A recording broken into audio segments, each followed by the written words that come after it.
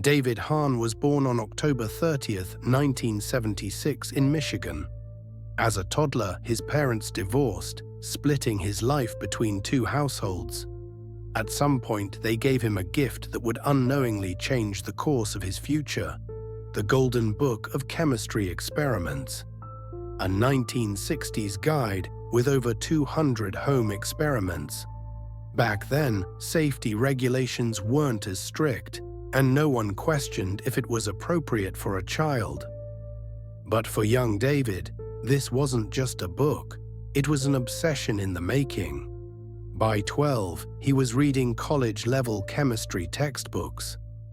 With no formal training, he was determined to teach himself through research and hands-on experiments.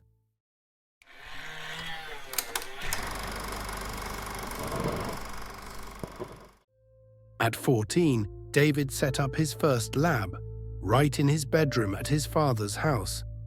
His harmless experiments led to explosions and chemical leaks.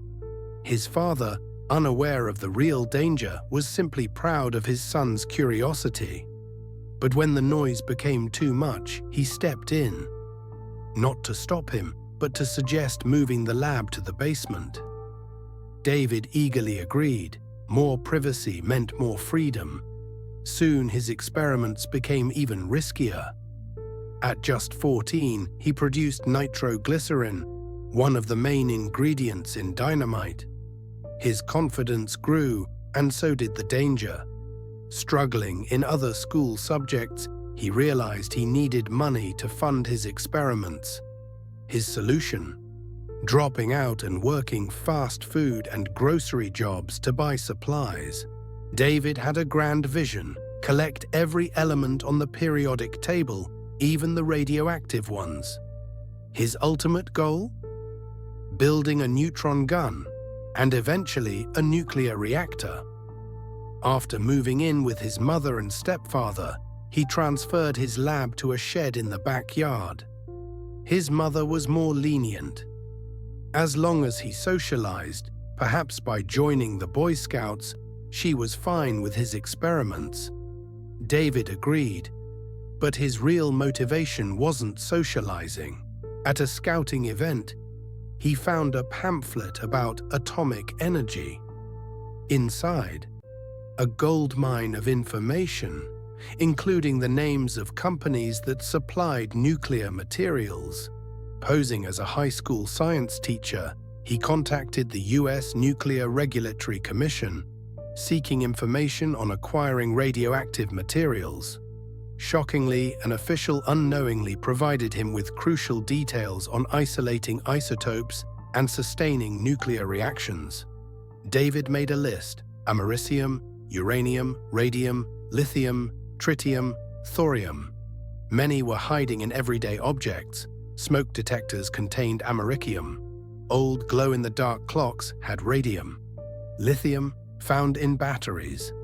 Determined, he bought over 100 smoke detectors, some legally, others stolen from abandoned homes. He spent $1,000 on batteries. His plan was in motion. Using a welder, he fused smoke detector components into a small sphere. Inside, he placed neutron-emitting materials. His goal? A crude nuclear reactor. There was no shielding, no containment, just raw radioactive materials in a backyard shed. It worked. Radiation levels spiked. David began feeling the effects: burns, green-tinged hair, frequent unconsciousness. But he wasn't done. He wanted uranium-233, a fissile material. Tricking a supplier into thinking he was a Czechoslovakian professor, he obtained a small quantity of uraninite by mail. Refining uranium proved difficult, so he turned to thorium-230. By extracting thorium from gas lamp mantles, purifying it with homemade sulfuric acid and coffee filters, he created thorium-233, an incredibly radioactive substance. Then he built a neutron gun.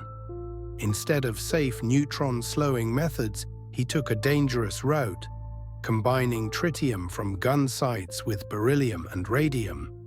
His reactor was now a breeder reactor, capable of producing more nuclear fuel than it consumed. But when he measured radiation levels, it was far higher than expected. Even David realized this was dangerous. He had to shut it down. But he didn't know how. Fearful, David dismantled parts of the reactor, stuffed radioactive materials in his car trunk, and drove aimlessly, unsure what to do next. His erratic behavior caught the attention of a police patrol. When they searched his trunk, they found the materials. David warned them, "Don't touch anything, it's radioactive." At first, they didn't believe him. Then the Geiger counters confirmed it. The FBI, the EPA, and the US Department of Energy were called in. Investigators found his backyard lab was emitting radiation 1,000 times the safe limit. A hazardous zone was declared. Cleanup cost $60,000. Authorities removed 36 barrels of nuclear waste and shipped them to the Great Salt Lake Desert. An estimated 40,000 people had been exposed to unsafe radiation. Yet David was only briefly detained. No serious charges were filed, but his life would never be the same. His mother's death shattered him. His mental health spiraled. He bounced between college and the military, even serving in the US Navy and Marines. But the nickname the Radioactive Boy Scout followed him. 10 years later, he was arrested again, suspected of possessing more radioactive materials. Another emergency response. No reactor was found, but authorities remained on edge.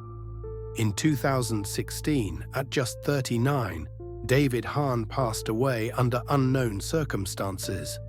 His story remains a chilling cautionary tale, a reminder of what happens when genius and obsession collide.